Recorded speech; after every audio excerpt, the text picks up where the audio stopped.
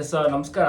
ತಾವೆಲ್ಲರೂ ಕೂಡ ಕಾರ್ಯಾಚರಣೆ 2 ದಿನದಿಂದ ಫಾಲೋ ಅಪ್ ಮಾಡ್ತಾ ಇರ್ತೀರಾ. ಯಾವ ರೀತಿ ನಡೀತಾ ಇದೆ ಬಾಳೆಹೊನ್ನೂರು ಜೇನುಗದ್ದೆ ಅಂತ, ಎಸ್ಪೆಷಲಿ ಜೇನುಗದ್ದೆಯಿಂದ ಸ್ಟ್ರೈಟ್ ಅದೇ ರೋಡ್ನಲ್ಲಿ ಏನು ಕ್ಯಾಂಪ್ ಮಾಡಿ ಅದರಿಂದ ಸ್ವಲ್ಪ ದೂರದಲ್ಲಿ, ಅಂದರೆ ಒಂದು 5 ಕಿಲೋಮೀಟರ್ ದೂರದಲ್ಲೇ ಪುರ ಅಂತ ಒಂದು ಊರು ಸಿಗುತ್ತೆ.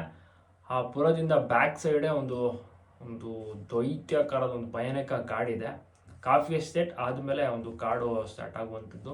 ಸೊ ಆ ಒಂದು ಭಾಗದಲ್ಲಿ ಕಾಡಾನೆ ಕಾರ್ಯಾಚರಣೆ ಬಹಳನೇ ರೋಚಕತೆ. ಯಾವ ರೀತಿ ಕಷ್ಟಪಡ್ತಾ ಇದ್ದಾರೆ ಅರಣ್ಯ ಇಲಾಖೆ, ಕಣ್ಣಾರೆ ಕಂಡಂಥ ಅಲ್ಲಿ ಬಂದಂಥ ಸ್ಥಳೀಯರಾಗಿರ್ಬೋದು, ಜನಗಳೇ ನೋಡಿರ್ತಾರೆ. ಸಿಕ್ಕಾಪಟ್ಟೆ ಕಷ್ಟ ಇದೆ, ಅಂದ್ಕೊಂಡಂಗೆ ಈಸಿ ಅಲ್ವೇ ಅಲ್ಲ. ಈ ಕಾಫಿ ಎಸ್ಟೇಟಲ್ಲಂತ ಏನಾದರೂ ಆದರೆ ಅದು ಆರಾಮಾಗಿ ಸ್ವಲ್ಪ ರಿಸ್ಕ್ ಇಲ್ದೇ ಕಾರ್ಯಾಚರಣೆನ ಮಾಡಿಬಿಡ್ಬೋದು. ಆದರೆ ಈ ಕಾಡಂತ ಮತ್ತು ಇದು ಟೆರೈನ್ ಕಂಪ್ಲೀಟಾಗಿ ಬೆಟ್ಟ ಗುಡ್ಡ ಪ್ರದೇಶ ಆಗಿರುವಂಥ ಕಾರಣ ತುಂಬಾ ಸ್ಲೋಪ್ ಇರುತ್ತೆ. ಆನೆಗಳು ಹೋಗೋದು ಕೂಡ ತುಂಬಾ ಕಷ್ಟ. ಆ ರೀತಿಯ ಒಂದು ಕಾಡಾಗಿರ್ಬೋದು, ಹೈಟ್ ಇರುತ್ತೆ. ಮತ್ತು ಡ್ರೋನ್ಲು ಸಹ ಕರೆಕ್ಟಾಗಿ ಕಾಡಾನೆಗಳನ್ನು ಪತ್ತೆ ಮಾಡೋಕ್ಕಾಗೋದಿಲ್ಲ. ಅಲ್ಲಿ ಲಾರಿಗಳು ಹೋಗೋಕ್ಕೆ ಕಷ್ಟ ಆಗುತ್ತೆ, ಸಣ್ಣ ಸಣ್ಣ ರೋಡ್ಗಳು.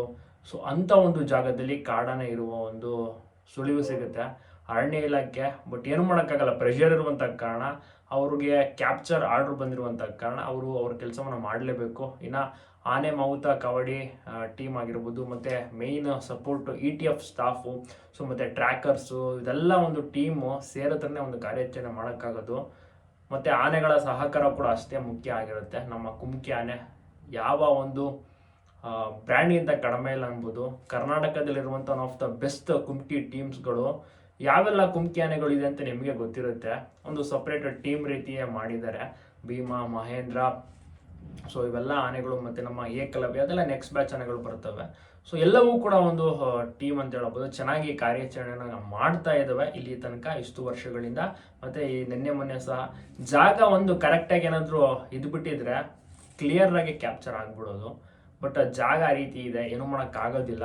ಆ ಜಾಗದಲ್ಲಿ ಒಂದು ಕಾಡಾನೆ, ಒಳ್ಳೆ ಕಾಡು ಸಿಕ್ಬಿಟ್ಟಿದೆ ಕಾಡಾನೆಗೆ, ಅಲ್ಲೇ ಸೆಟ್ಲ್ ಆಗಿಬಿಟ್ಟಿದೆ. ಸೊ ಹಾಗಾಗಿ ಕಾಡಾನೆ ಜಾಸ್ತಿ ಏನಾದರೂ ಮೂವ್ಮೆಂಟ್ ಆಗಿದೆ, ಏನಾದರೂ ಪ್ರಯತ್ನ ಪಟ್ಟು ಕಾಡಾನೆನ ಸೆರೆ ಹಿಡಿಬೋದಾಗಿತ್ತು, ಹಿಡಿತಾ ಇದ್ರು ಅವರು.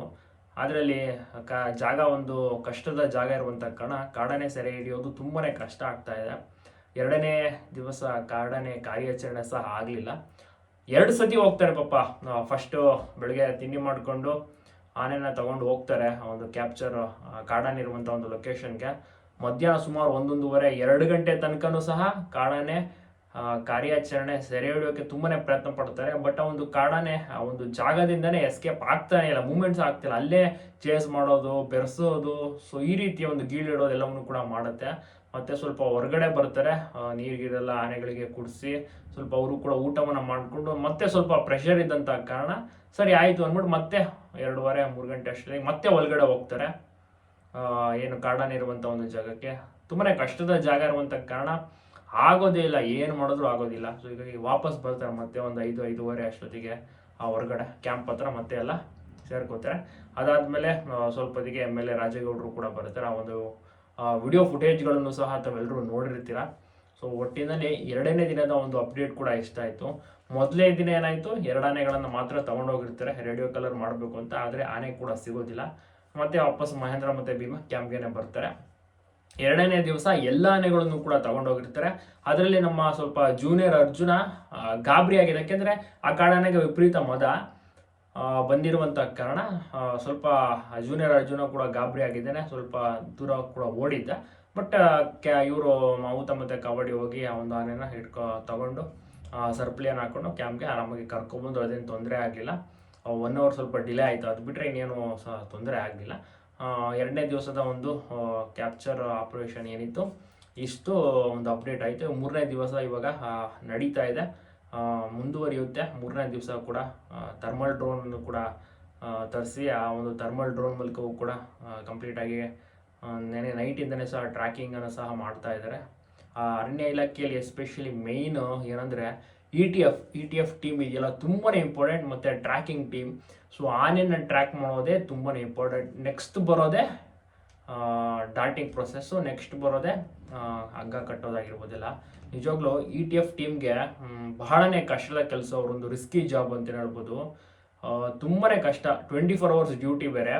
ಆನೆ ಸೈಟ್ ಆಗುತ್ತಾ, ಆನೆ ಎಲ್ಲಿದೆ, ಪ್ರತಿಯೊಂದು ಮೂಮೆಂಟ್ಸನ್ನು ಅವರು ಅಪ್ಡೇಟ್ ಮಾಡ್ತಾ ಇರ್ತಾರೆ. ಯಾಕೆಂದರೆ ಕಾರ್ಯಾಚರಣೆಗೆ ಮಾಡೋಕ್ಕೆ ಮೇನ್ ಇಂಪಾರ್ಟೆಂಟ್ ಇರುವುದೇ ಈ ರೀತಿಯ ಒಂದು ಟ್ರ್ಯಾಕಿಂಗ್ ಚೆನ್ನಾಗಿ ಆದರೆ ಕಾರ್ಯಾಚರಣೆ ಯಶಸ್ವಿ ಆಗುತ್ತೆ. ಯಾವ ರೀತಿ ಹೋಗಬೇಕು, ಆನೆ ಹತ್ತಿರಕ್ಕೆ ಹೋಗ್ಬೇಕು. ಆನೆ ಹೇಗಿದೆ, ಆನೆ ಹೆಲ್ತ್ ಕಂಡೀಷನ್ ಹೇಗಿದೆ, ಬಾಡಿ ಫಿಸಿಕ್ ಹೇಗಿದೆ, ಮದ ಬರ್ತಿದೆಯಾ ಇಲ್ವಾ, ಯಾವ ಒಂದು ಪ್ರದೇಶದಲ್ಲಿದೆ. ಸೊ ಈ ರೀತಿ ಎಲ್ಲ ಕೂಡ ಅವರು ಫೈಂಡ್ ಔಟ್ ಮಾಡಬೇಕಾಗುತ್ತೆ ಹತ್ತಿರಕ್ಕೆ ಹೋಗಿ. ಬಟ್ ಅದು ಕೂಡ ತುಂಬಾ ರಿಸ್ಕಿ ಜಾಬ್ ಅನ್ಬೋದು. ಸೊ ನೋಡೋಣ ಈ 3ನೇ ದಿನ ಇವಾಗ ಯಾವ ರೀತಿ ಕಾರ್ಯಾಚರಣೆ ನಡೆಯುತ್ತೆ. ಸಕ್ಸಸ್ಫುಲ್ ಆಗಲಿ ಅತಿ ಬೇಗ, ಅತಿ ಶೀಘ್ರದಲ್ಲೇ ಕಾರ್ಯಾಚರಣೆ ಯಶಸ್ವಿಯಾಗಿ ಮುಗಿಲಿ. ಯಾವುದೇ ರೀತಿ ತೊಂದರೆ ಅವಘಡ ಸಂಭವಿಸದಿರಲಿ ಅಂತ ಎಲ್ಲರೂ ಕೂಡ ಪ್ರೇ ಮಾಡಿ. ನೋಡೋಣ ಯಾವ ರೀತಿ ಇರುತ್ತೆ. ಹೆಚ್ಚಿನ ಅಪ್ಡೇಟ್ಸ್ಗೆ ಫಾಲೋ ಮಾಡಿ, ಹಾಗೆ ಸಬ್ಸ್ಕ್ರೈಬ್ ಮಾಡ್ಕೊಳ್ಳಿ, ಲೈಕ್ ಮಾಡಿ, ಶೇರ್ ಮಾಡಿ.